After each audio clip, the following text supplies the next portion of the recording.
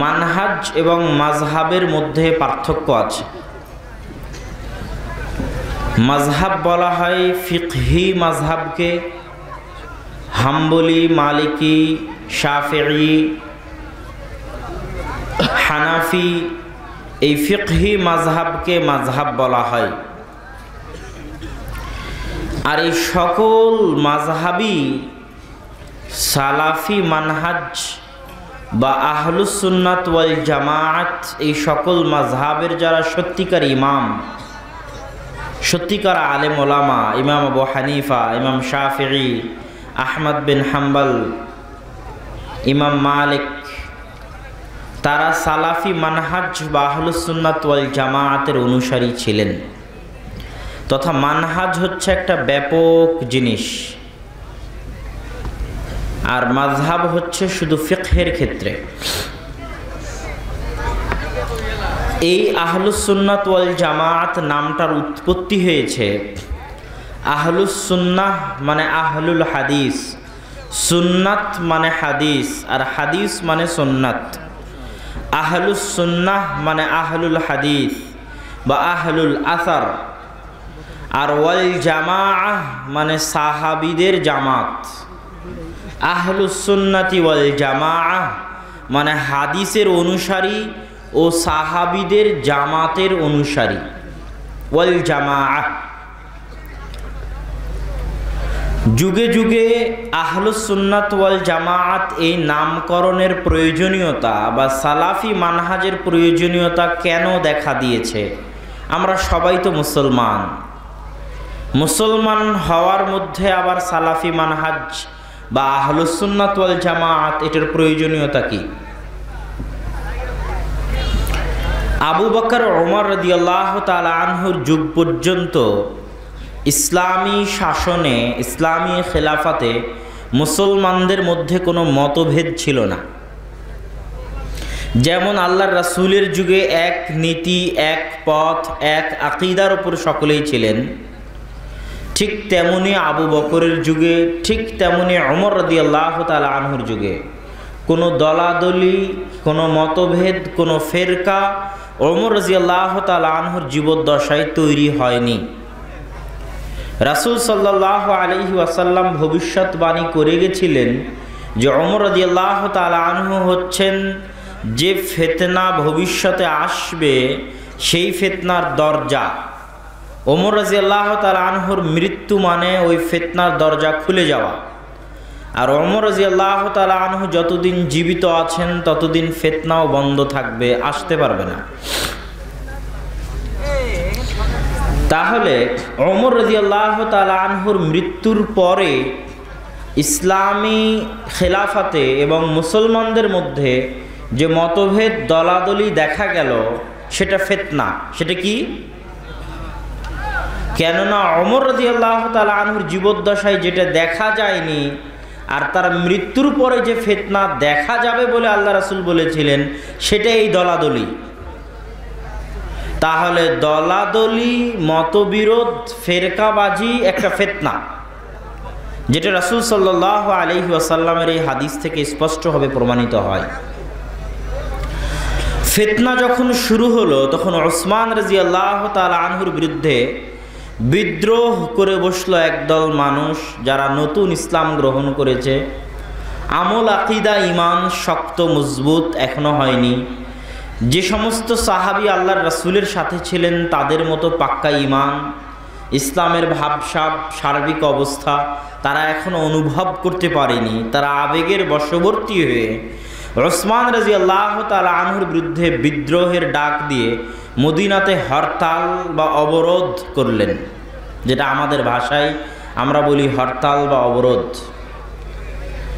ওসমান রাদিয়াল্লাহু তাআলা আনহুকে ঘেরাও করে এই অবরোধে তাকে মসজিদ নববীতে সালাত আদায় করতে দেওয়া হয়নি। তার ক্রয় করে দান করা কুয়া থেকে তাকে পানি পান করতে দেওয়া হয়নি। এই অবস্থাতেই তাকে হত্যা করা হয়েছে তার বাড়িতে প্রবেশ করে।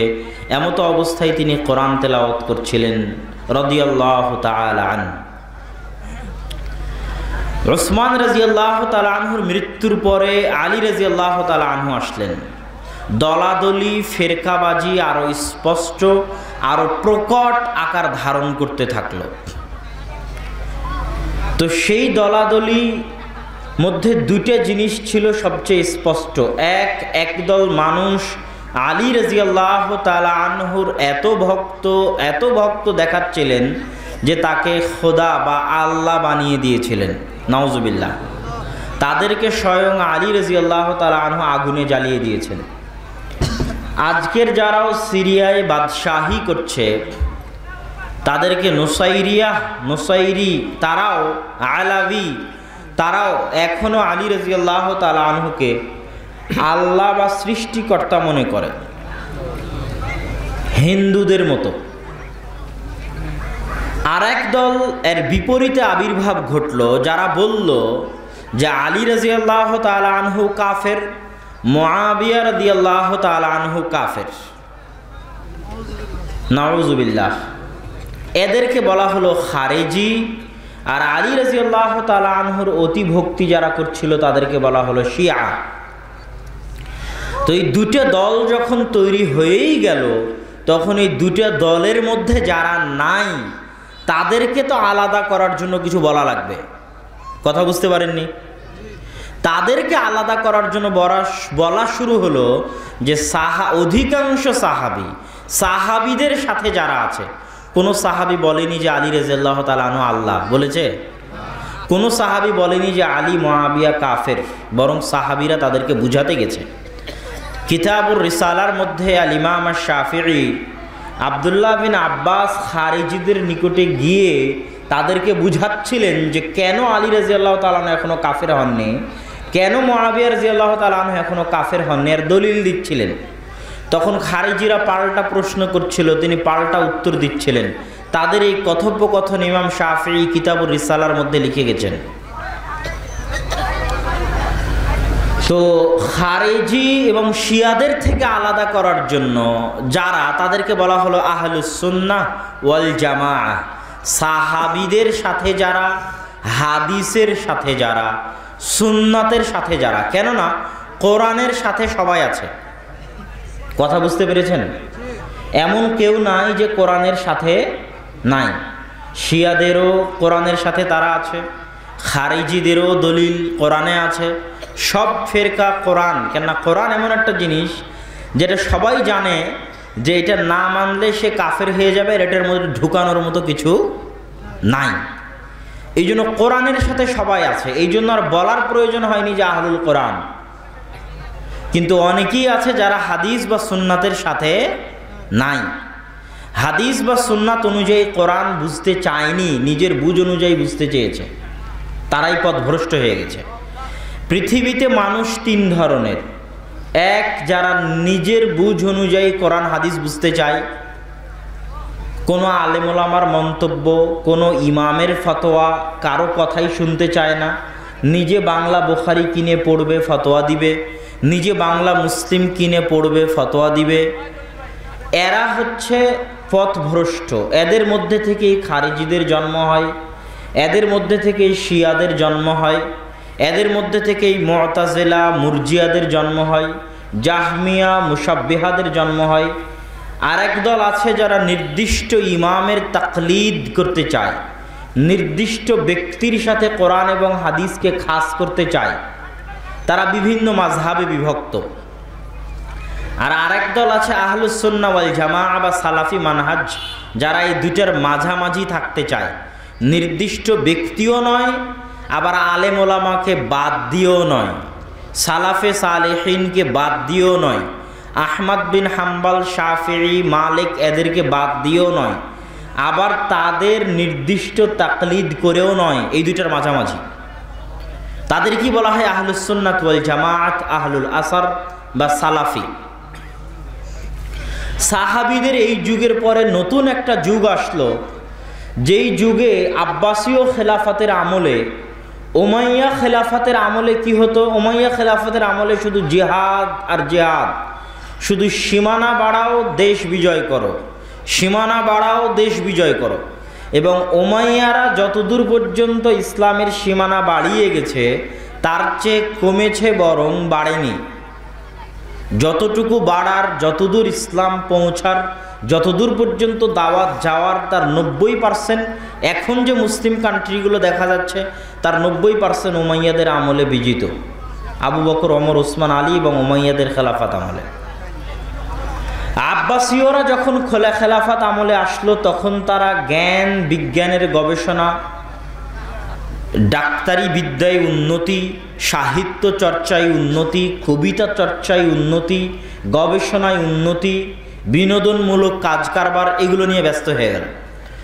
তখন এরিস্টটল, প্লেটো, সক্রেটিস এদের বই পুস্তক আরবিতে অনুবাদ হতে লাগলো। এরা তিনজন রাসূল সাল্লাল্লাহু আলাইহি ওয়াসাল্লামের আগের যুগের ব্যক্তি। যখন তাদের বই পুস্তক আরবিতে অনুবাদ হতে লাগলো তখন তাদের বই পুস্তক থেকে মানুষ ভুল আকীদা শিখতে লাগলো এবং ইসলামের যে স্বচ্ছ পরিষ্কার দিনের আলোর মতো, সূর্যের আলোর মতো স্পষ্ট আকীদা ছিল, সে আকীদার মধ্যে বিভ্রান্তি আসতে লাগলো। যেমন একটা বিভ্রান্তি আসলো, কোরআন কি আল্লাহর বাণী না কোরআন আল্লাহর সৃষ্টি জীব? যেমন আমরা আল্লাহর সৃষ্টি জীব, পিঁপড়া, মশা, মাছি, বাঘ, হাতি, ভাল্লুক, আসমান, জমিন, এগুলো আল্লাহর সৃষ্টি, আল্লাহ সৃষ্টি করেছেন। কিন্তু আল্লাহ সুবহানাহু ওয়া তাআলার জাত, সত্তার অংশ, আল্লাহ সুবহানাহু ওয়া তাআলার জাতের অংশ হচ্ছে তার কথা, তার বাণী, এটা তার সৃষ্টি নয়। কথা কি বুঝতে পারছেন? তো প্রথম ফিতনা আসলো কোরআন আল্লাহর বাণী না কোরআন আল্লাহর সৃষ্টি জীব। তারপরে ফিতনা আসলো আল্লাহ সুবহানাহু ওয়া তাআলার হাত, চোখ, আল্লাহ সুবহানাহু ওয়া তাআলার পা, আল্লাহ সুবহানাহু ওয়া তাআলার জ্ঞানী হওয়া, আল্লাহ সুবহানাহু ওয়া তাআলার আসমান, নিচের আসমানে নেমে আসা, আল্লাহ সুবহানাহু ওয়া তাআলার কিয়ামতের মাঠে গোছা উন্মোচন করা, আল্লাহ সুবহানাহু ওয়া তাআলাকে দেখতে পাওয়া জান্নাতে। এই জিনিসগুলো নিয়ে শুরু হয়ে গেল চরম আকারের বিভ্রান্তি দার্শনিকদের কারণে। তখন একটা ফেরকার জন্ম হলো মুতাজিলা, একটা ফেরকার জন্ম হলো জাহমিয়া, যারা আল্লাহর সুবহানাহু ওয়া তাআলার সব আকীদাকে অস্বীকার করতে লাগলো। এদের বিপরীতে একদল মানুষ, একদল আলেম ওলামা তাদের যুক্তির জবাব যুক্তি দিয়ে দিতে চাইল, কিন্তু অনেক আকীদা আছে যেগুলো যুক্তি দিয়ে প্রমাণ করা যাবে না। কেননা ইসলামে ঈমান মানে ঈমান বিল গায়েব, ঈমান মানে অদৃশ্যের উপর বিশ্বাস। ইসলামে ঈমান মানে যেটা চোখে দেখা যায় না সেটাকে বিশ্বাস করা। আল্লাহকে আমরা চোখে দেখিনি সেটা বিশ্বাস করা, আল্লাহর রাসূলকে চোখে দেখিনি সেটা বিশ্বাস করা, আগের যুগের কিতাবকে চোখে দেখিনি সেটা বিশ্বাস করা, ফেরেশতাকে চোখে দেখিনি সেটা বিশ্বাস করা, ভাগ্যকে দেখা যায় না সেটা বিশ্বাস করা, জান্নাত, জাহান্নাম, পরকাল, কবর, বারজাখী জীবন চোখে দেখা যায় না সেটাকে বিশ্বাস করা। এগুলো সব কি অদৃশ্য, যেটা চোখে দেখা যাবে না। হাজার দিন বিজ্ঞান, কোটি বছর উন্নতি হলেও যুক্তি দিয়ে এগুলো প্রমাণ করা যাবে না, সম্ভব নয়। তো যখন তারা যুক্তি দিয়ে সব কিছু প্রমাণ করতে পারলো না, তখন তারা কিছু আকীদা মানলো আর কিছু আকীদার অর্থের বিকৃতি করলো।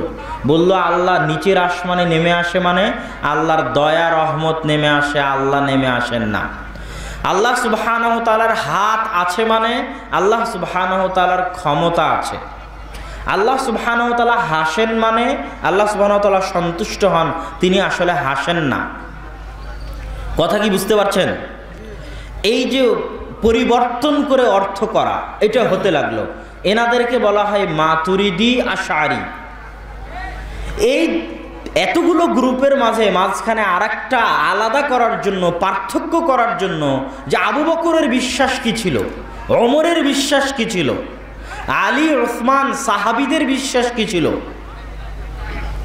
যাদেরকে আল্লাহ রাসূল খায়রুল কুরুন বলেছেন তাদের বিশ্বাস কি ছিল, তাদের বিশ্বাস কি, হাদিসের বিশ্বাস কি, সেটা হচ্ছে না আল্লাহর আকীদা অস্বীকার করতে হবে, না আল্লাহর আকীদার অর্থের বিকৃতি করতে হবে, না বলতে হবে আল্লাহর আকীদা মানুষের মতো, আল্লাহর হাত মানুষের মতো, আল্লাহর চোখ মানুষের মতো, নাউজুবিল্লাহ।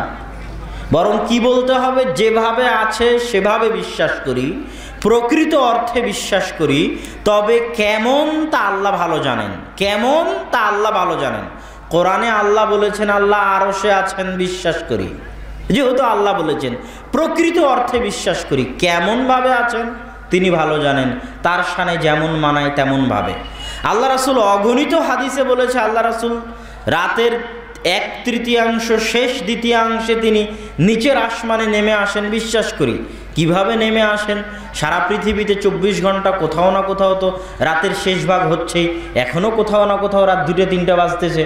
তাহলে আল্লাহ সুবহানাহু ওয়া তাআলা কি সবসময় নেমে আসেন? এই জাতীয় বিশ্বাসগুলো কিসের কারণে তৈরি হয়? মানুষের জ্ঞানের কমতির কারণে। এখানে যতগুলো মানুষ বসে আছে সবার দৃষ্টিশক্তি সীমা আছে। লাইটগুলো বন্ধ করে দিলে আপনারা আমাকে দেখতে পাবেন না, আমি আপনাকে দেখতে পাবো না, তাই নয় কি? ওখানে দুইজন কানে কানে কি কথা বলছে তা কি আমি শুনতে পাচ্ছি? শুনতে পাচ্ছি না। তাহলে আমার কানের শ্রবণ শক্তির সীমা আছে, আমার দৃষ্টিশক্তির সীমা আছে। যেখানে আমার দৃষ্টিশক্তি অসীম নয়, যেখানে আমার শ্রবণ শক্তি অসীম নয়, মানে আমার চিন্তা করার শক্তিরও সীমা আছে। কথা বুঝতে পারছেন? তার মানে আপনি যদি মনে করেন আমি চিন্তা করেই সব বুঝে ফেলে দিব, তাহলে আপনি পাগলের জগতে বাস করছেন। তাহলে আপনাকে আগে প্রমাণ করতে হবে যে আপনি সব দেখতে পান। গোটা বাংলাদেশে কি হচ্ছে দেখতে পান কিনা দেখেন। গোটা বাংলাদেশে কি হচ্ছে সব শুনতে পান কিনা দেখেন। যদি সব দেখতে আর সব শুনতে না পেয়ে থাকেন, আপনার শোনার দেখার যদি বাধ্যতা সীমাবদ্ধতা থাকে, আপনার শারীরিক শক্তির যদি সীমাবদ্ধতা থাকে, তাহলে অবশ্যই আপনার চিন্তা করার শক্তির সীমাবদ্ধতা আছে। এটা মানলে ঈমান আনা সহজ হবে, আর এটা না মানলে ঈমান আনা কঠিন হবে। এখানে সূর্য ওঠে সূর্য ডুবে, এখন আসমানের উপর সূর্য ওঠে না সূর্য ডুবে কে জানে? এখানে 24 ঘন্টায় দিন হয়, আসমানের উপর কিভাবে হয় কে জানে? কেউ জানে? তাহলে আমার 24 ঘন্টা আমার সূর্য ডোবা সূর্য ওঠা দিয়ে আমি যদি প্রশ্ন করি যে কিভাবে সারা পৃথিবীতে সব জায়গায় আল্লাহ সুবহানাহু ওয়া তাআলা রাতের শেষাংশে নেমে আসেন, তাহলে এটা আল্লাহর মহাশক্তি, মহাক্ষমতা, আল্লাহ সুবহানাহু ওয়া তাআলার অসীম ক্ষমতা, অসীম জ্ঞানের উপর আমার মতো এক ক্ষুদ্র সৃষ্টিজীবের অপমানমূলক, ধীরিষ্ঠতামূলক, অহংকারমূলক প্রশ্ন উচ্চারণ করা হবে। আমাকে বলতে হবে কি? সামি'না ওয়া আতা'না। কোরআনে আছে, হাদিসে আছে, সহিহ হাদিস, শুনেছি, বিশ্বাস করেছি। অধিক প্রশ্ন করা কাদের স্বভাব বলেন তো? অধিক প্রশ্ন করা কাদের স্বভাব? ইহুদিদের স্বভাব। কাদের স্বভাব? ইহুদিদের স্বভাব। এই জন্য আল্লাহ ইহুদিদেরকে করেছেন অভিশপ্ত। প্রত্যেকটা ক্ষেত্রে তারা প্রশ্ন করে। আর উম্মতে মুহাম্মাদের বৈশিষ্ট্য হচ্ছে সহজতা, সরলতা, সরাসরি শুনে মেনে নেওয়া। আবু বকর সিদ্দিক রাদিয়াল্লাহু তাআলা আনহুর জায়গায় যদি ইহুদি থাকতো, ইহুদিরা যদি হতো, আর মুসা আলাইহিস সালাতু ওয়াস সালাম যদি বলতেন, তাহলে ইহুদিদের ঘটনা পড়লে বোঝা যায় এটাই হতো যে মুসা আলাইহিস সালাম বললেন যে আমি মেরাজ করে আসলাম, 7 আসমান 7 জমিন, বাইতুল মাকদেস, সব জান্নাত জাহান্নাম সব দেখে আসলাম। তাহলে ইহুদিরা বলতো কেমনে সম্ভব? যখন বলেছে যে আল্লাহকে দেখান, আমরা আল্লাহকে দেখতে চাই, বলেনি? ইহুদিরা প্রশ্ন করেনি? তো আবু বকর রাদিয়াল্লাহু তাআলা আনহু কি বললেন কেমনে সম্ভব? কথা বলেন না কেন? আবু বকর রাদিয়াল্লাহু তাআলা আনহু সাথে সাথে বললেন, যদি মুহাম্মদ বলে থাকেন সাল্লাল্লাহু আলাইহি ওয়াসাল্লাম, তাহলে আমি এটা সাথে সাথে বিনা বাক্য ব্যয়ে মেনে নিচ্ছি যে এই কথা সত্য। আল্লাহু আকবার। এটার নাম হচ্ছে ঈমান। এটা হচ্ছে উম্মতে মুহাম্মাদের ঈমান। এটা মুহাম্মদ সাল্লাল্লাহু আলাইহি ওয়াসাল্লামের অনুসরণকারীদের ঈমান। এই জন্যই তো তিনি সিদ্দিক।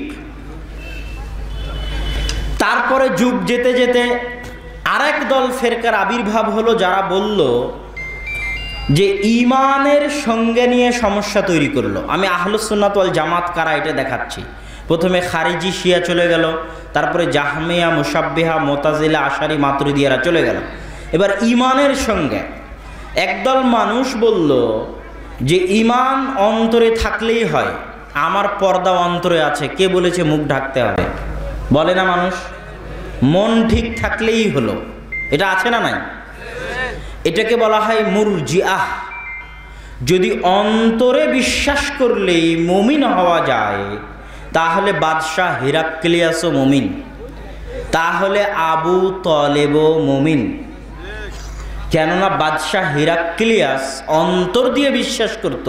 বুখারীর হাদিস সে স্পষ্টভাবে বলছে যে তোমার কথা যদি সত্য হয়, এই আবু সুফিয়ানকে জিজ্ঞেস করে যে তোমার এই তথ্য যদি সত্য হয় তাহলে অবশ্যই তিনি সত্য নবী, আর আমার পায়ের নিচে যে মাটি রয়েছে এই মাটিও একদিন তার অধীনস্থ হবে, তার ক্ষমতাও একদিন এই মাটি দখল করে নেবে। কিন্তু হিরাক্লিয়াস মুমিন নয়। কেন? মুখে বলেনি যে আশহাদু আল্লা ইলাহা ইল্লাল্লাহ ওয়া আশহাদু আন্না মুহাম্মাদুর রাসূলুল্লাহ, মুখে বলতে হবে। আবু তালেব তো চাচা, আজীবন ভাতিজাকে মানুষ করেছেন, উনি স্পষ্ট জানেন যে মুহাম্মদ সাল্লাল্লাহু আলাইহি ওয়াসাল্লাম সত্যিকার নবী, কিন্তু মুখে স্বীকার করেননি। ঠিক আমলে বাস্তবায়ন না করলেও বা শুধু অন্তরে বিশ্বাস করলেই যদি মুমিন হওয়া যায় তাহলে ইবলিসও মুমিন। কেন? ইবলিসের চাইতে ভালো কেউ জানে না আল্লাহর অস্তিত্ব সম্পর্কে, আল্লাহর ক্ষমতা সম্পর্কে। তার মানে ইবলিস জানে, বুঝে, জ্ঞান আছে, তারপরেও অস্বীকার করেছে, মানেনি। তাহলে শুধু জানলে বুঝলে আর বিশ্বাস করলে মুমিন হয়ে যাবে, এ কথা ভুল। ঠিক তেমনি আমল যেমন করতে হবে, মুখের স্বীকৃতি যেমন দিতে হবে, তেমন এ কথাও ভুল যে কারো আমল যদি কমে যায় তাহলে সে কাফের। একদল মানুষ আছে যারা বলবে উমুকের আমল কমে গেছে, ও কাফের হয়ে গেছে। যাত্রা মঞ্চ দিয়ে গানের আয়োজন করতেছে, কাফের হয়ে গেছে। বিচারপতি সঠিকভাবে বিচার করতেছে না, সে কাফের হয়ে গেছে। সরকার এটা করতেছে, তাগুত, কাফের হয়ে গেছে। আমল কমে যাওয়া মানে কাফের হয়ে যাওয়া, এটাও ভুল। আমল কমে যাওয়া মানে ঈমান কমে যাওয়া। কি কমে যাওয়া? এখনো মুমিন আছে কিন্তু ঈমান কি হয়েছে? কমে গেছে। আর আমল বেশি হওয়া মানে ঈমান বেড়ে যাওয়া। এটাই হচ্ছে আহলুস সুন্নাত ওয়াল জামাতের আকীদা। এই ভ্রান্ত আকীদাগুলোকে পাশ কাটিয়ে মাঝের এই আকীদাটা হচ্ছে আহলুস সুন্নাত ওয়াল জামাতের আকীদা। আমল কমা মানে ঈমান কমে যাওয়া, আমল বাড়া মানে ঈমান বেড়ে যাওয়া। যতক্ষণ প্রকাশ্য কুফরি না আসতেছে ততক্ষণ কাফের হবে না। যেমন একটা উদাহরণ দিই আপনাকে। যেমন এখন বাংলাদেশে ভাস্কর্য নির্মাণ চলতেছে, ইসলামী শরীয়তে এর কোনো বৈধতার কোনো রাস্তা নাই, এ কথাই সত্য। এবং সরকারকে নসিহাত করতে হবে, এই কথাও সত্য। কিন্তু এইটার কারণে সরকার কাফের কিনা তখন আপনাকে দেখতে হবে যে এটা প্রকাশ্য কুফরি কেমনে বুঝবেন। যদি সরকার এসে বলে, সরকারি লোকজন বলে বা সরকার বিবৃতি দিয়ে বলে আমরা জানি ভাস্কর্য তৈরি করা শিরক, কিন্তু আমরা মানি না, মানব না, কথা বুঝতে পারছেন? তাহলে তখন কাফের, প্রকাশ্য কুফরি। কিন্তু দেখবেন যে সরকারের যারা লোকজন আছে, মন্ত্রী পরিষদের লোকজন আছে, তারা বলতেছে যে ভাস্কর্য তৈরি করার পক্ষে, জায়েজের পক্ষে কত দলিল আছে, সব দলিল সরকারের সবার মুখস্থ আছে, কথা বুঝতে পারেননি? তাহলে তারা সেটাকে জায়েজ করে করতে চাচ্ছে, কথা কি আমার বুঝতে পারছেন? তারা বলতেছে না যে ভাস্কর্য শিরক, মানি না, বলতেছে ভাস্কর্য তৈরি করা জায়েজ, দলিল দেখো কোরআনে। টিভি খুললেই দেখবেন কত দাড়ি টুপিওয়ালা হুজুর আছে যারা ভাস্কর্য জায়েজের পক্ষে ফতোয়া দিচ্ছে, আছে না? এবং এমনও আছে যে বলতেছে আমি ঘরে বসে আলেম হয়ে গেছি, আমি তোমাদের চেয়ে বেশি বুঝি। কেউ তাহাজ্জুদের সালাতও আদায় করে। তারা সবাই ফতোয়া দিচ্ছে যে ভাস্কর্য জায়েজ। তাহলে কি বলতে হবে? ফাসিক মুমিন, মানে কাফের হয়ে যায়নি। এই সুযোগ আমাদের নাই যে কেউ কোনো কবিরা গুনাহ করলো আর আমি তাকে যাচাই বাছাই না করেই তাকে কাফের বলবো। তাকে দুটো জিজ্ঞাসা করতে হবে কবিরা গুনাহ করার পর, দুটো জিজ্ঞাসা, আপনি কি জানেন? যদি বলে না জানি না, তাহলে কাফের হবে না। আপনি কি জানেন সালাত আদায় করা ফরজ, আপনি যে সালাত আদায় করছেন না? তো বলে না আসলে আমি তো জানি না যে এভাবে। আচ্ছা ঠিক আছে, তাহলে কাফের হবে না। আচ্ছা আপনি জানেন সালাত আদায় করা ফরজ? হ্যাঁ আমি জানি, করছেন না কেন? এবার যদি তার কাছে তাবিল থাকে, এটাকে আরবিতে বলা হয় তাবিল, যে আসলে করার তো চেষ্টা করি কিন্তু এই কারণে করতে পারি না। সে যদি বলতো জানি সালাত ফরজ কিন্তু মানি না, কে বলেছে সালাত ফরজ, আদায় করব না, কথা বুঝতে পেরেছেন? তাহলে সে কাফের। এই জন্য আমি বহু বক্তব্যে বলেছি দাড়ি না রাখলেও দাড়ি নিয়ে কটূক্তি, কটাক্ষ, হাসি ঠাট্টা করা যাবে না। দাড়ি নিয়ে হাসি ঠাট্টা করলে কাফের হয়ে যাবেন।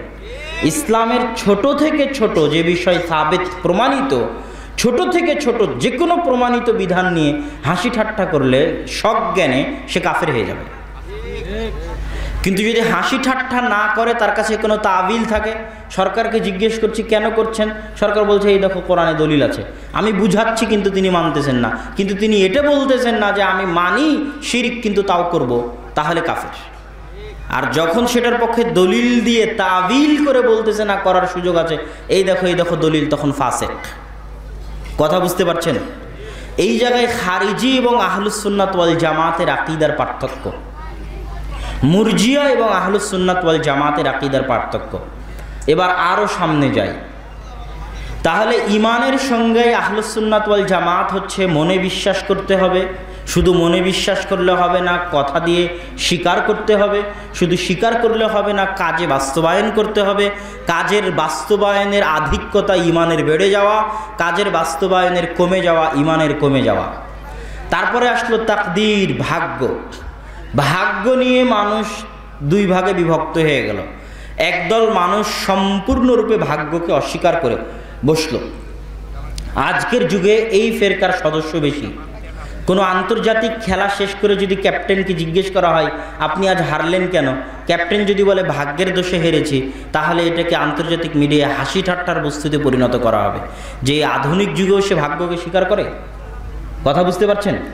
তো এই মতের অনুসারী বেশি যে আমি যা করব তাই, এখানে ভাগ্য বলে কিছু নাই, সব কিছুর ক্ষমতাধর, সব কিছুর মালিক আমি, এটাও বাতিল।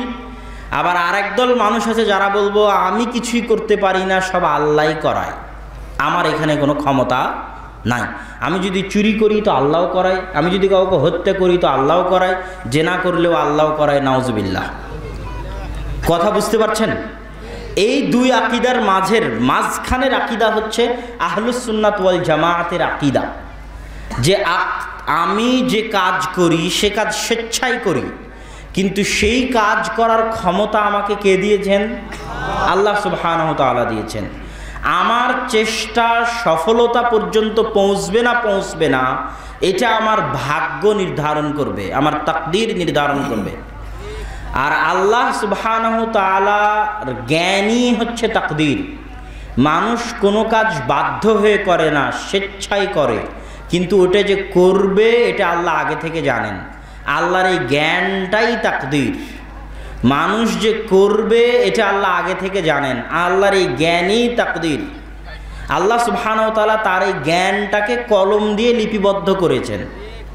তার মানে এই নয় যে লিপিবদ্ধ করার কারণে আপনি করতে বাধ্য, আপনি স্বেচ্ছাতেই করবেন, কিন্তু আমি আগে থেকেই জানি যে আপনি এরকম করবেন। কথা বুঝতে পারছেন? এটা হচ্ছে তাকদীর।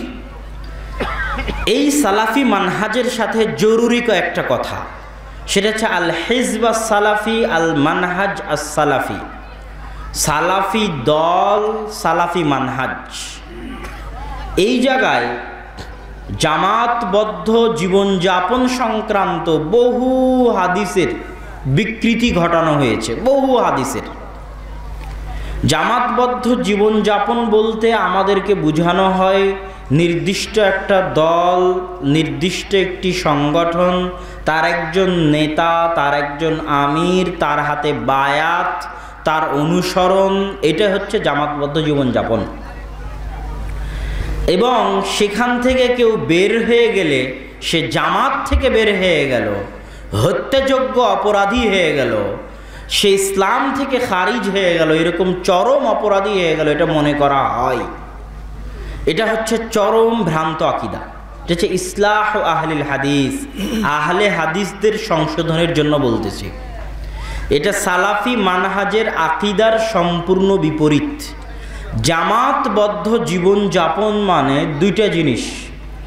রাসূল সাল্লাল্লাহু আলাইহি ওয়াসাল্লাম যত হাদিসে বলেছেন তোমরা জামাতবদ্ধ থাকো, আমরুকুম বিখামসিন, আমি তোমাদেরকে 5টা বিষয়ের আদেশ দিচ্ছি, তার মধ্যে একটা হচ্ছে আল জামাআহ, জামাতবদ্ধ থাকো।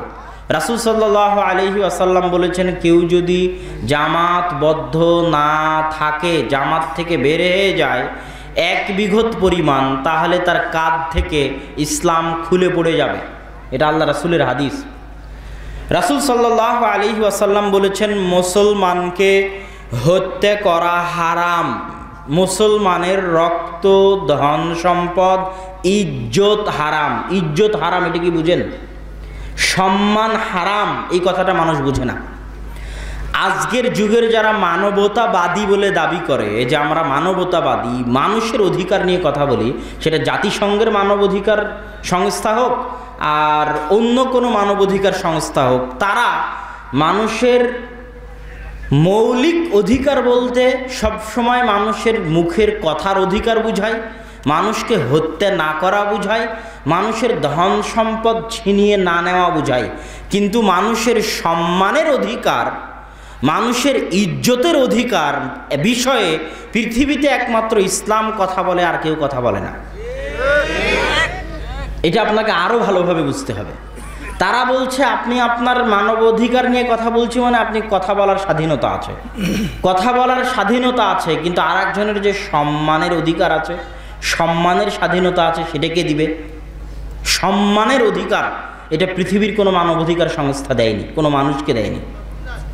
মানবাধিকার সংস্থা অনুযায়ী আমি যদি আপনার গীবত করি কোনো সমস্যা নেই, আমি যদি আপনার তহমত দেই তাহলে কোনো সমস্যা নেই, আমি যদি আপনার বিরুদ্ধে পেপার পত্রিকায় লেখালেখি করি কোনো সমস্যা নেই, আমি যদি আপনার বিরুদ্ধে মিছিল মিটিং করি, গালিগালাজ করি, কোনো সমস্যা নেই। এগুলো তো সব আমার মুখের অধিকার। কথা বুঝতে পারেননি? কিন্তু আপনার সম্মান যে নষ্ট হলো, আপনার সম্মান যে হানি হলো, মানের যে হানি হলো, আপনার এই সম্মানের মূল্য একমাত্র ইসলাম দেয়। তো ইসলামে একজন মুসলমানের সম্মানও হারাম, মানে ওই মুসলমানের গীবত করা হারাম, ওই মুসলমানের উপর অপবাদ দেওয়া হারাম, মুসলমানকে গালি দেওয়া হারাম। এটা হচ্ছে সম্মান হারাম। কেননা গালি দিলে তার সম্মান কমে, গীবত করলে তার সম্মান কমে, অপবাদ দিলে তার সম্মানের উপর আঘাত আসে, তার সম্মান হারাম। কেমন হারাম? কাবা ঘর ধ্বংস করা যত বড় গুনাহ, আরেকজন মুসলমানের গীবত অপবাদ দেওয়া তার চেয়ে বড় গুনাহ, আরেকজন মুসলমানকে হত্যা করা তার চেয়ে বড় গুনাহ। কেননা এটা মানুষের সাথে সম্পৃক্ত গুনাহ। মানুষের সম্মানের হেফাজত আল্লাহ খুব কড়াভাবে দেখেন। মানুষের সম্মানের হেফাজত আল্লাহ কিভাবে দেখেন? খুব কড়া, খুব শক্ত। মানুষের সম্মানের হেফাজত আল্লাহ খুবই কড়া, খুবই শক্তভাবে দেখেন। কেউ কারো গীবত করেছে, অপবাদ দিয়েছে, গালি দিয়েছে, ওর কাছে যদি ক্ষমা না চাই, ও যদি ক্ষমা না করে, তাহলে মরা পর্যন্ত কাবা ঘরের গিলাফ ধরে ক্ষমা চাইলেও আল্লাহ ক্ষমা করবেন না।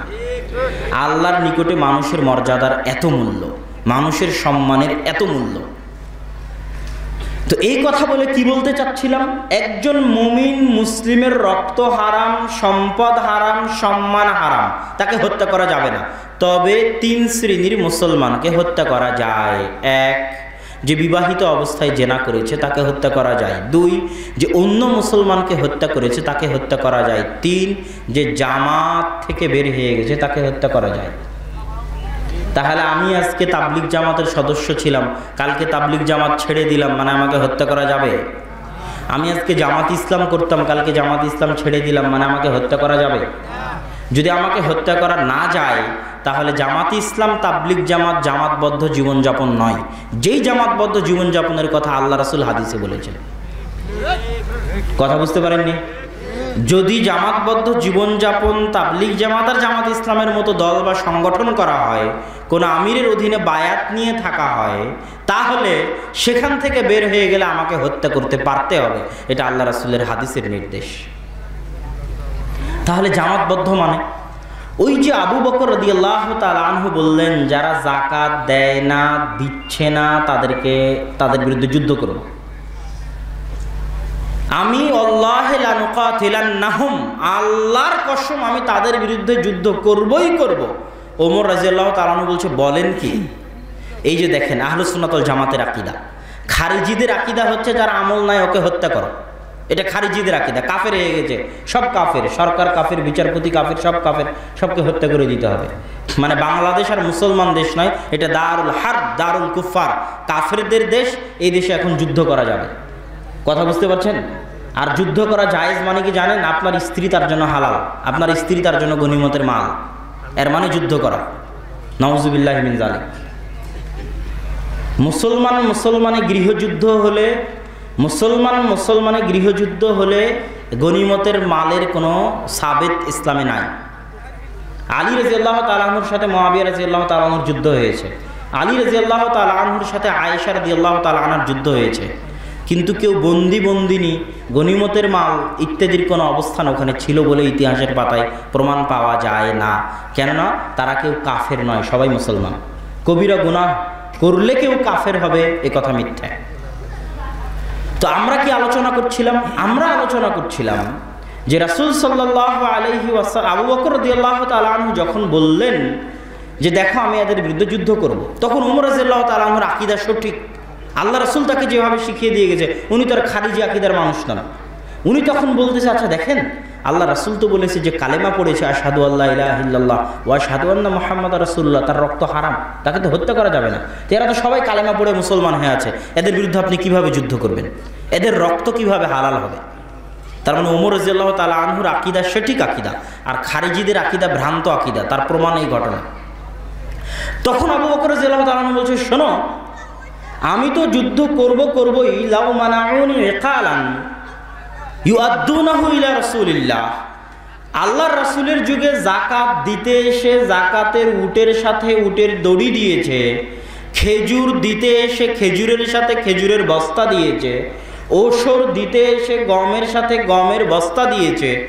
আমার যুগে যদি গম দেয় বস্তা না দেয়, খেজুর দেয় বস্তা না দেয়, গরু উট দেয় গরু উটের দড়ি না দেয়, তাহলে আমি আবু বকর ওই দড়ি ওই বস্তা আদায় করার জন্য যুদ্ধ করব। এখন প্রশ্ন, আবু বকর রাদিয়াল্লাহু তাআলা কেন যুদ্ধ করতে চাচ্ছেন? করলেন কেন? অথচ ওমর রাদিয়াল্লাহু তাআলা বলছেন এরা সবাই মুসলমান। করলেন কি জন্য? মুফারিকুল জামাআহ, এরা জামাত থেকে বের হয়ে গেছে এই জন্য। কথা বুঝতে পারছেন? জামাত থেকে বের হয়ে যাওয়া মানে খলিফা, যিনি খলিফাতুল মুসলিমিন, সঠিক সৎ ন্যায়পরায়ণ খলিফা, তার এমন আদেশ যে আদেশ ইসলাম বিরোধী নয়, খলিফাতুল মুসলিমিনের এমন আদেশ যে আদেশ ইসলাম বিরোধী নয়, সে আদেশ মানতে ওই খলিফার অধীনে সবাই বাধ্য, যেগুলো জামাতবদ্ধ জীবনযাপনের হাদিসে আল্লাহ রাসূল বলে গেছে, এই আমিরের আনুগত্য করো, আমিরের আনুগত্য করতে হবে। ওই আমির কে? আবু বকর। ওই আমির কে? আবু বকর। আবু বকরের নির্দেশ যদি না মানো তাহলে তুমি জামাত থেকে বের হয়ে যাবে, আর যে জামাত থেকে বের হয়ে যাবে ওকে হত্যা করতে হবে। খারিজি। খারিজি মানে কি? খারিজি মানে যে বের হয়ে যায়, আরবিতে খারিজি মানে যে বের হয়ে যায়। খারিজি মানে খারেজ আনিল জামা, জামাত থেকে যে বের হয়ে যায় তাকে খারিজি বলে। খলিফার বিরুদ্ধে যে বিদ্রোহ করে সে খারিজি, ও জামাত থেকে বের হয়ে গেছে। খলিফা বলছে জাকাত আমার কাছে দিতে হবে, ও জাকাত দিতে চাচ্ছে না, ও এখনো মুমিন আছে কিন্তু খারিজি হয়ে গেছে, ওর বিরুদ্ধে যুদ্ধ করতে হবে। মানে একটা জিনিস মনে রাখবেন, হত্যা করা মানে কাফের হয়ে যাওয়া নয়। হত্যা করা মানে, কথা বলেন না কেন, হত্যা করা মানে কাফের হয়ে যাওয়া নয়। যে কিসাস, একজন মুসলমান আর একজন মুসলমানকে হত্যা করেছে, এখন তাকেও হত্যা করতে হবে না? তো সে কি এখন কাফের হয়ে গেছে? আল্লাহ রাসূলের যুগে ইমরা আল গামিদিয়া, গামিদি গোত্রের একজন মহিলা আসলো, বিবাহিত অবস্থায় জেনা করেছে, তাকে রজম মেরে হত্যা করা হলো, তো কি কাফের হয়ে গেছে? ওর তো জানাজার সালাত আদায় করা হলো। আল্লাহ রাসূল বলছেন এরকম তওবা যদি মদিনার পুরো মানুষ করে, আল্লাহ তাদের তওবা ক্ষমা করে দিবেন, কবুল করে নেবেন। তার মানে হত্যা করা মানে কাফের হয়ে যাওয়া নয়।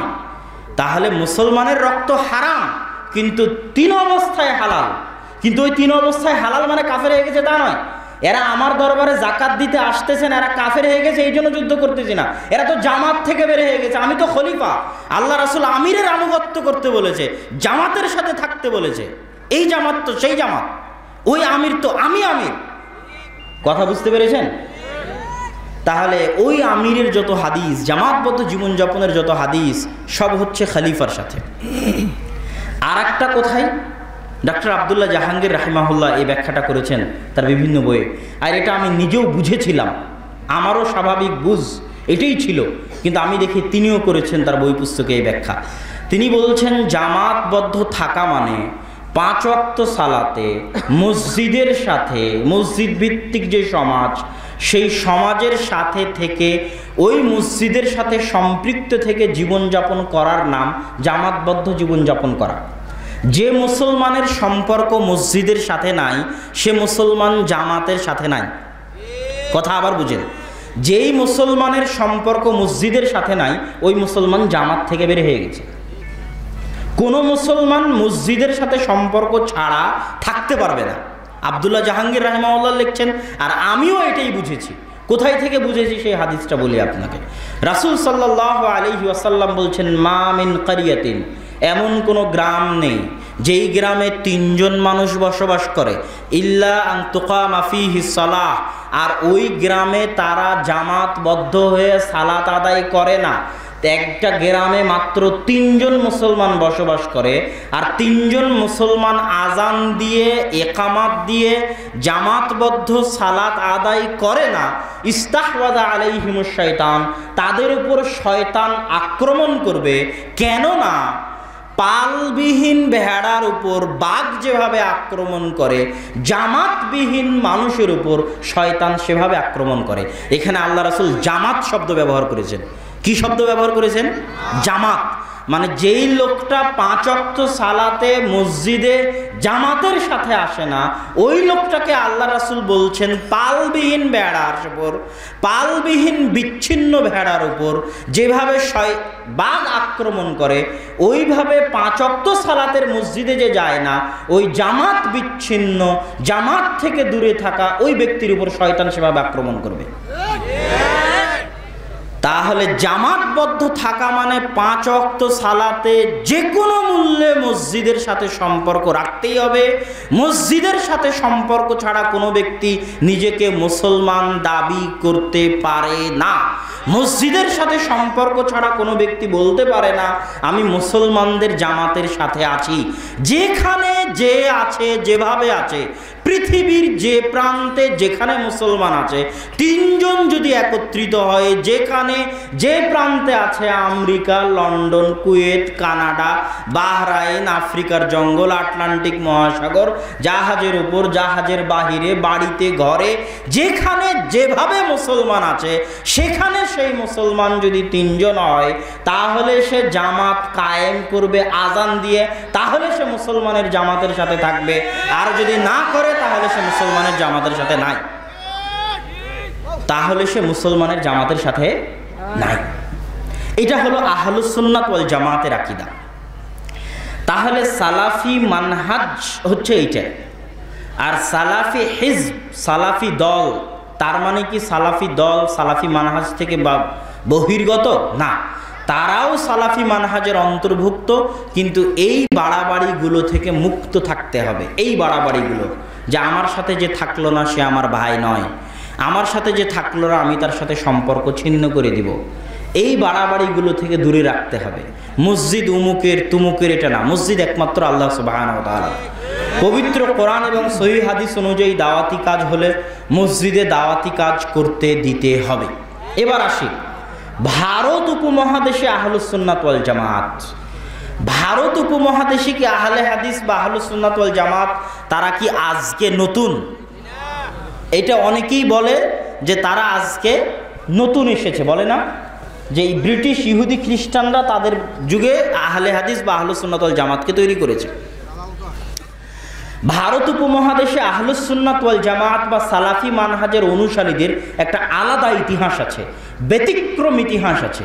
এই ইতিহাসকে আমরা 3 ভাগে ভাগ করতে পারি। এক, ভারত উপমহাদেশের আহলুস সুন্নাত ওয়াল জামাতের দেশ স্বাধীনে অবদান, আহলুস সুন্নাত ওয়াল জামাতের ইলমে দার্স তাদরিসি ধারায় অবদান, আহলুস সুন্নাত ওয়াল জামাতের রাজনীতিতে অবদান। এই দেশের ভারত, পাকিস্তান, বাংলাদেশের জেহাদে দেশ স্বাধীনে অবদান মানে আজকের ভারত, আজকের পাকিস্তান, আজকের বাংলাদেশের আসল স্বাধীনতা মূলত 1947 সাল। কোন সাল? 1947। ওটাই আসল স্বাধীনতা। তখনই বাংলাদেশ ভারত থেকে আলাদা হয়েছিল। ওই 1947 সালের স্বাধীনতা আনার পিছনে সবচেয়ে বড় অবদান, যাদের নিকট থেকে স্বাধীনতা নেওয়া হয়েছে তারা ব্রিটিশ। তারা কারা? ব্রিটিশ। ওই ব্রিটিশরা যখন মুসলমানদের পতন ঘটায় 600 সাড়ে 600 বছরের শাসন আমলের, তখন ওই ব্রিটিশদের বিরুদ্ধে সর্বপ্রথম যারা জিহাদ ঘোষণা করেছিলেন তারা ছিল আহলুস সুন্নাত ওয়াল জামাতের অনুসারী, আহলুল হাদিস।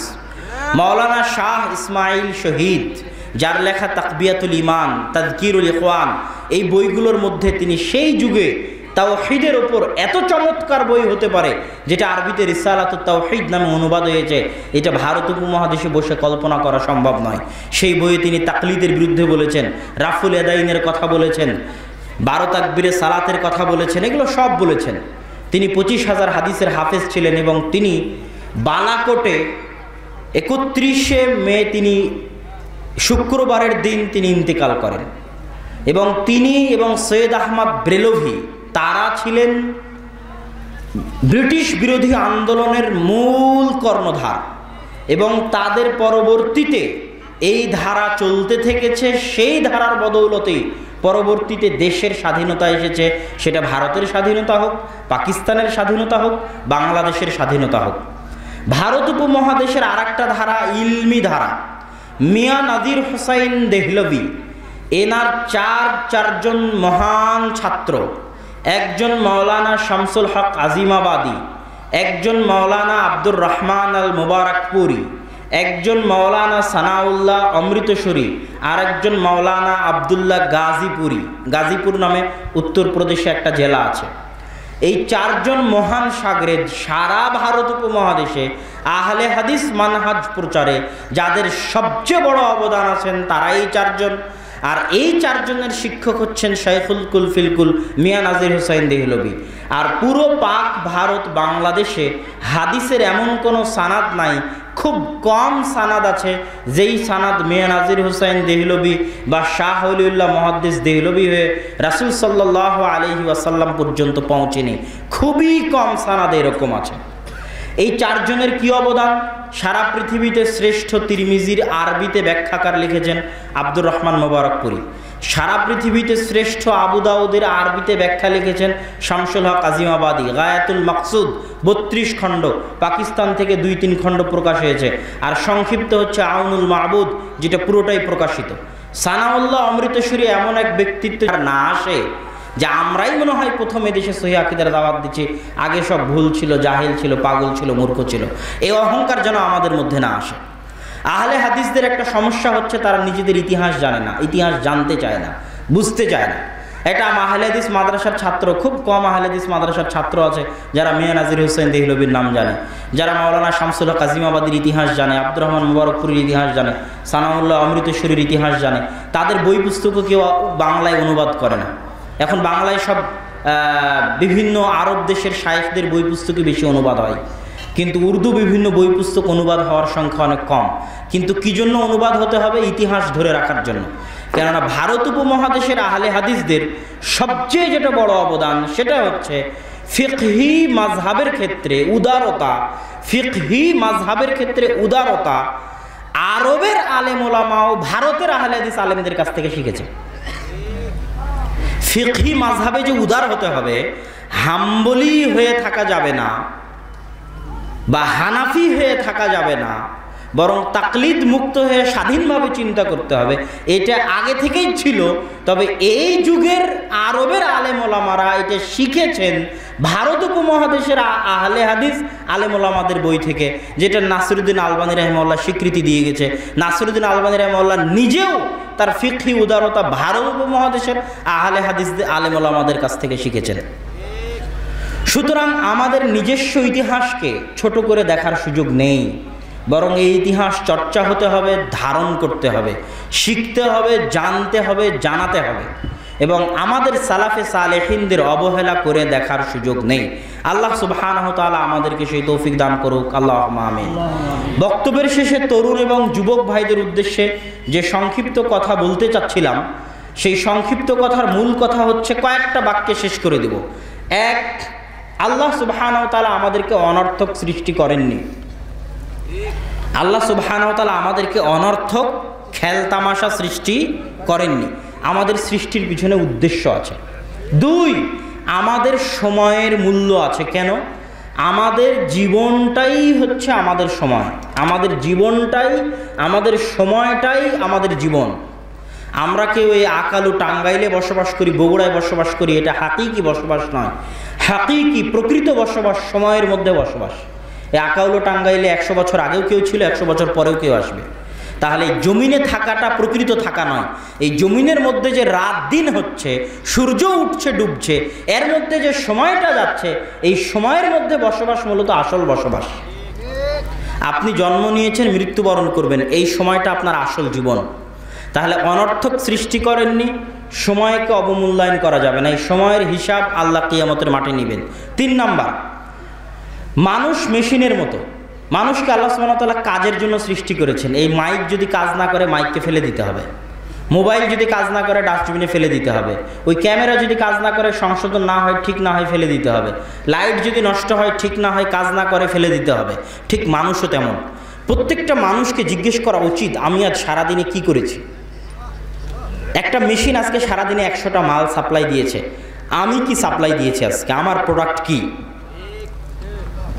একটা মানুষ রিক্সা চালায়, সে আজ 10 কিলো 15-20 কিলোমিটার রিক্সা চালিয়েছে, 100 টাকা উপার্জন করেছে, এটা তার আজকের প্রোডাক্ট, পণ্য, যেটা সে আজকে দিল, তার পরিবারকে দিল, দেশকে দিল, জাতিকে দিল, নিজেকে দিল।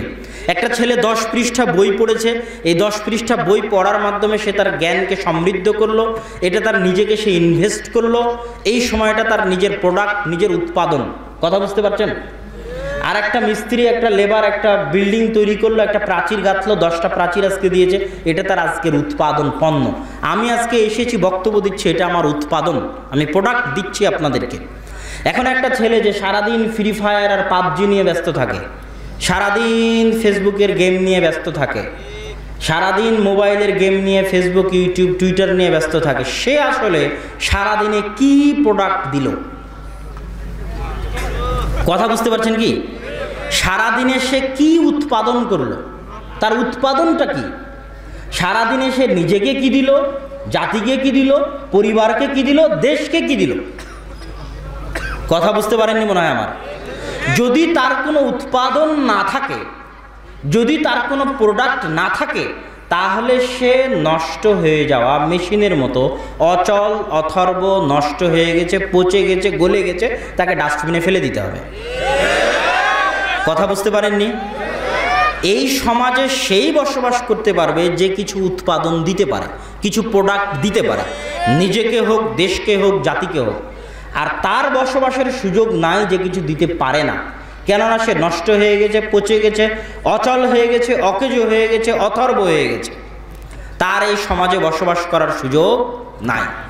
আর এই সমস্ত যুবকের কারণেই জাতির আজকের এই অধঃপতন। আমি বহু বক্তব্যে বলেছি যে পদ্মা ব্রিজ আমাদের টাকা দিয়ে হয়েছে, এটা আমাদের গর্বের নয়।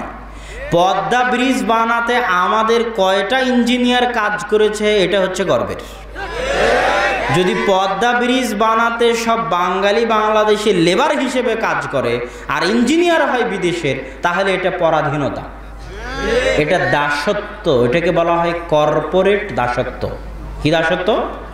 কর্পোরেট। ইস্ট ইন্ডিয়া কোম্পানি যখন আসছিল, তখন তারা কর্পোরেট দাসত্ব তৈরি করেছিল।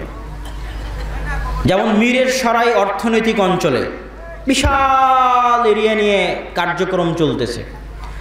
ওই মীরের সরাই অর্থনৈতিক অঞ্চলে আপনি কর্পোরেট দাস না আপনি কর্পোরেট স্বাধীন, সেটা কিভাবে প্রমাণ হবে? ওই মীরের সরাই পুরো অর্থনৈতিক অঞ্চলে গাড়ির ড্রাইভার হবে বাঙালি। কথা বুঝতে পারছেন? বাথরুম পরিষ্কার করা সুইপার হবে বাঙালি, অফিসের কেরানি হবে বাঙালি, ঝাড়ুদার হবে বাঙালি, দারওয়ান হবে, গার্ড হবে বাঙালি। কথা বুঝতে পেরেছেন? এদেরকে চাকরি দেওয়া হবে, এরা নির্দিষ্ট বেতন পাবে, ঘুমাবে। আর যে কোম্পানিগুলো চালাবে, কোম্পানিগুলো হবে বিদেশি। কোম্পানিগুলো কি হবে? বিদেশি। তাহলে বিদেশি কোম্পানির কাছে চাকরির মাধ্যমে যে দাসত্ব, সেই দাসত্বকে বলা হয় কর্পোরেট দাসত্ব। মীরের সরাই অর্থনৈতিক অঞ্চল তখন বলা হবে গর্বের, যখন সেখানে দেখা যাবে যে আমাদের দেশীয় কোম্পানিগুলোর প্রচুর কার্যক্রম চলতেছে। কথা বুঝতে পারেননি? বিদেশি কোম্পানির কার্যক্রম আর আপনি চাকরি করবেন মানে আপনি কর্পোরেট দাস। এটাকে নতুন সিস্টেম দাসত্বের। এটা কিন্তু সরকারের দোষ নয়, এটা ওই যে পাবজি ফ্রি ফায়ার খেলছে ওর দোষ। বুঝেননি? ও যদি আরো বেশি করে পাবজি ফ্রি ফায়ার খেলে, তাহলে আজকে কর্পোরেট দাস হয়েছে, কালকে রোহিঙ্গা হবে। এটাই বাস্তব, এটাই সত্য।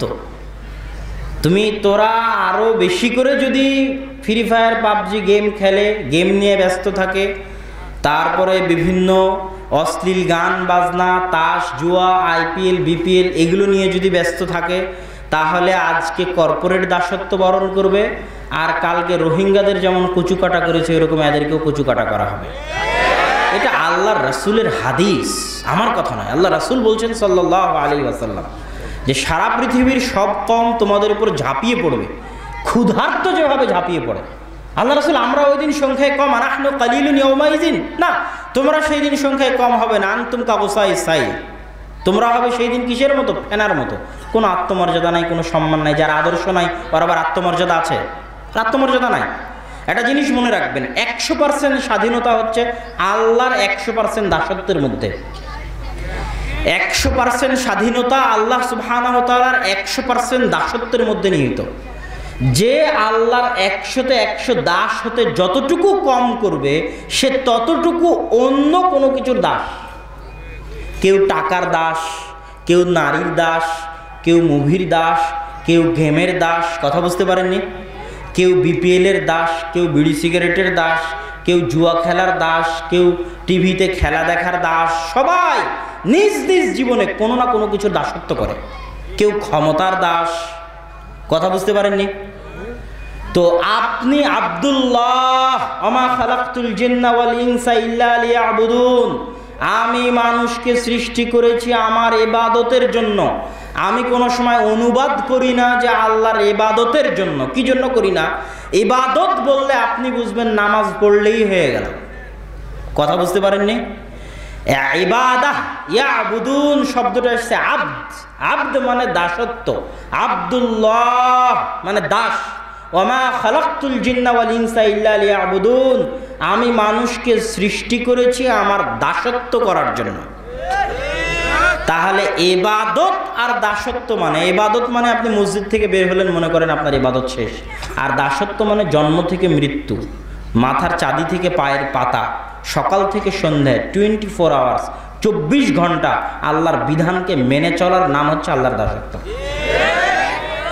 আর আল্লাহর দাসত্ব আসল স্বাধীনতা সবার। কারোর পৃথিবীতে এমন কোনো মানুষ নাই কারো পায়ে ফ্রি ফায়ার পাবজি গেমের জিঞ্জিরের দাসত্বের জিঞ্জির বাঁধা আছে, কারো পায়ে অর্থের জিঞ্জির, অর্থের দাসত্বের জিঞ্জির বাঁধা আছে। তাই হারাম উপায়ে হলেও সে অর্থ উপার্জন করতে যাবে। কারো পায়ে পর নারীর দাসত্বের জিঞ্জির বাঁধা আছে, তার সাথে সে অবৈধভাবে হলেও সম্পর্ক রক্ষা করবে। কারো পায়ে মুভি, তাস, গেম, জুয়া, বিড়ি, সিগারেটের দাসত্বের জিঞ্জির বাঁধা আছে, সেইগুলোর দাসত্ব করবেই করবে। একমাত্র 100তে 100 স্বাধীন সেই যে এগুলো সব দাসত্বের জিঞ্জিরকে ভেঙ্গে চুরে 100তে 100 আল্লাহর দাসত্ব বরণ করে নিয়েছে, সেই একমাত্র 100তে 100 স্বাধীন। এবং আবু বকর, ওমর, ওসমান, আলী তারা এমনিতেই রোমান সাম্রাজ্য আর পারস্য সাম্রাজ্যের পতন ঘটিয়ে দিল। এত বিশাল সুপার পাওয়ার, এত ছেলে খেলামো না। কেন পেরেছে? তারা ছিলেন 100তে 100 আল্লাহর দাস। আর যে 100তে 100 আল্লাহর দাস হয়, সে পারমাণবিক বমের চেয়ে শক্তিশালী হয়। কেননা তার কোনো পিছু টান থাকে না। খালিদ বিন ওয়ালিদ আর আমর ইবনুল আস যখন যুদ্ধের মাঠে যায়, তখন তারা 100তে 100 আল্লাহর দাস। পিছনে না পরিবারের টান আছে পিছু টান, না টাকার পিছু টান আছে, না ক্ষমতার পিছু টান আছে, না কোনো নেশা জুয়া কোনো কিছুর পিছু টান আছে। সেই 100তে 100 আল্লাহর দাস মানে ওর চেয়ে শক্তিশালী, ওর চেয়ে ক্ষমতাবান পৃথিবীতে আর কেউ নাই, ওর চেয়ে স্বাধীন পৃথিবীতে আর কেউ নাই। তো আল্লাহ সুবহানাহু ওয়া তাআলা আমাদের যুবক সমাজকে 100তে 100 আল্লাহর দাস হওয়ার, আল্লাহ সুবহানাহু ওয়া তাআলার গোলাম হওয়ার, দেশ ও জাতির উন্নয়ন করার তৌফিক দান করুক। আল্লাহুম্মা আমিন।